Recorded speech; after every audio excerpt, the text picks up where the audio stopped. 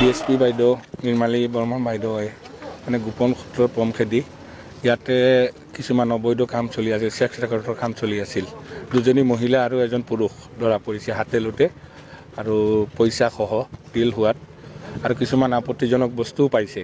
গতিকে আমি বৰ লাজ পাইছোঁ নীলবাগান, এইখন আমাৰ নীলবাগান অঞ্চলত যে এনেকুৱা বস্তু হৈ আছে। আৰু এই মহিলাসকল ইয়াৰ লোকেল নহয়, এয়া আমাৰ নীলবাগানৰ নহয়, বাহিৰৰ পৰা অহা মহিলা আৰু মতাজনো বাহিৰৰ পৰা অহা। কম পইচাত ভাড়া ৰুম লৈ এইবোৰ কাম চলি আছে। আৰু এই ভাড়াঘৰখন আমাৰ স্থানীয় কোনো মানুহৰ নহয়, বেলেগ এজন তেনেকুৱা ধৰণৰ এজন অস্থায়ী মানুহৰ ঘৰ আৰু তাতে এইবোৰ কাম চলি আছে। গতিকে বৰ লজ্জাৰ বিষয় হয়।